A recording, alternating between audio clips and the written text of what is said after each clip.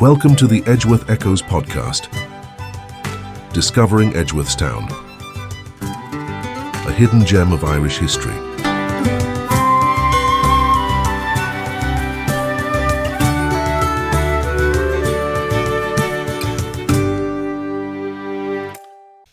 Welcome to another edition of the Edgeworth Echoes podcast. This is your host, John.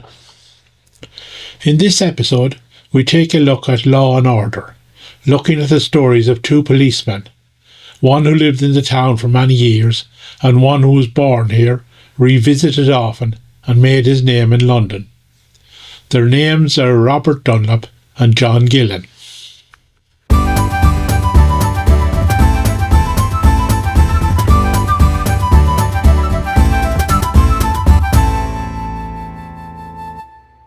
The detectives at Scotland Yard have a renowned reputation that extends worldwide. Situated in the heart of the City of London, their crime detection methods have consistently been at the forefront of policing, setting a standard that is often emulated by other law enforcement agencies.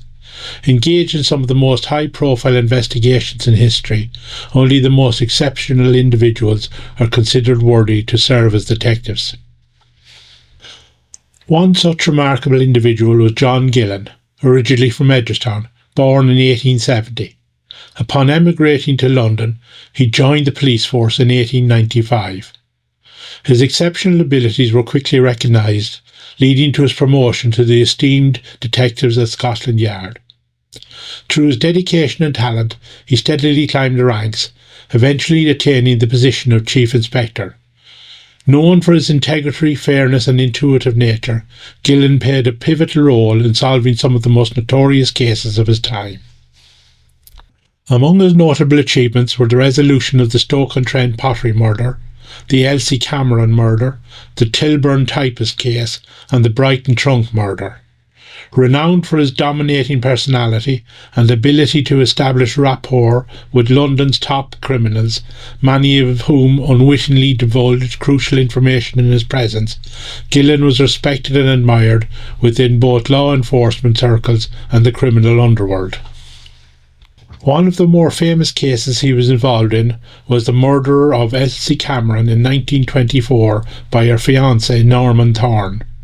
This case attracted national attention, and amongst those who took an interest was Sir Arthur Conan Doyle, creator of the fictional detective Sherlock Holmes. On the 15th of January 1924, Thorne admitted to dismembering the body and told police where to find it.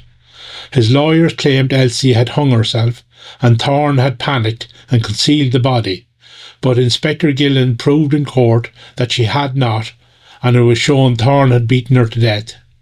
In April 1925, after an appeal had failed, Norman Thorne was sentenced to death by hanging. Following his retirement in 1930, John Gillen continued to offer his expertise to Scotland Yard during the staffing shortages of World War II. Despite his illustrious career, he remained connected to his roots in Edgeworthstown and Longford, frequently visiting family and friends who lived there. Gillen's name became synonymous with crime solving, with his exploits even inspiring discussions of a television series based on his experiences in the 1950s, though the project was ultimately shelved due to financial constraints.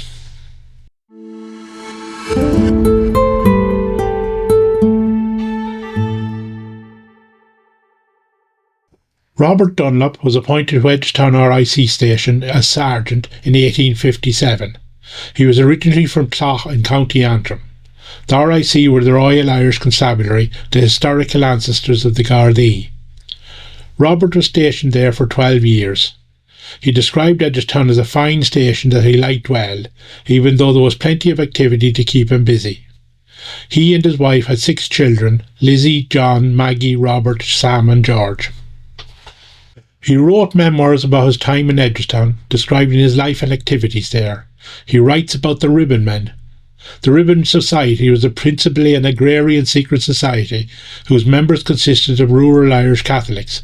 The society was formed in response to the miserable conditions in which the vast majority of tenant farmers and rural workers lived in the early 19th century in Ireland. Its objective was to prevent landlords from changing or evicting their tenants.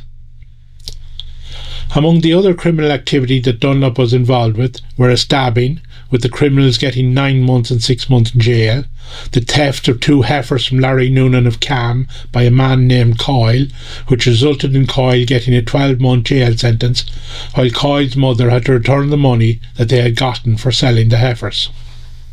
But it wasn't all about criminal activity.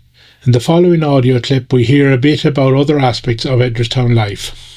Everything was cheap in the way of food of every description. Turf was cheap, with plenty of it to be had too, which was another great advantage.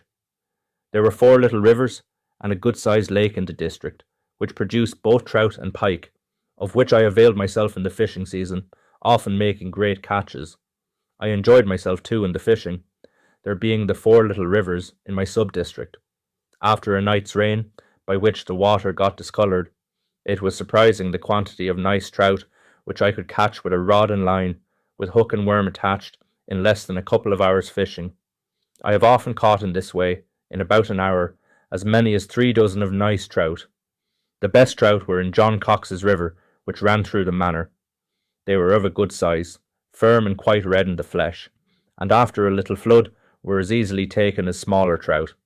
Some of them were seldom less than 1 pound in weight. Father Gilligan was fond of fishing, and I often gave him a good trout after fishing in these little streams. In 1863, Robert was stationed for a while at the depot in Dublin, before returning to Edgeworthstown in early 1864.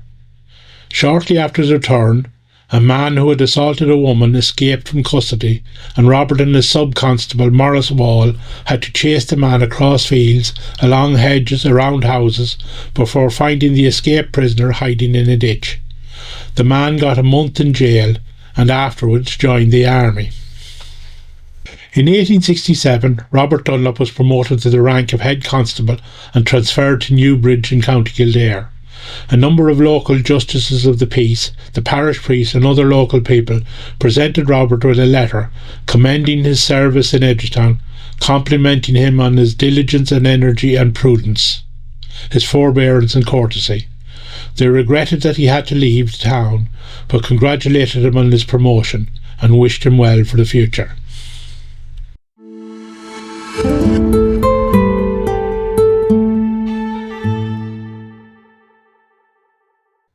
So that brings us to the end of another episode of the Edgeworth Echoes podcast.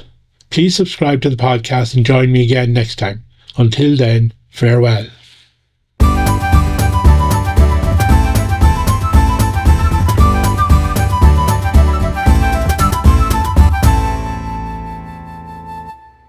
If you are interested in learning more about the Society and the history they preserve, please visit www.mariaedgeworthcentre.com. You can sign up to our newsletter, book tours, learn about our annual literary festival and read up on some of the remarkable people who have links to our town. This has been the Edgeworth Echoes podcast, rediscovering history.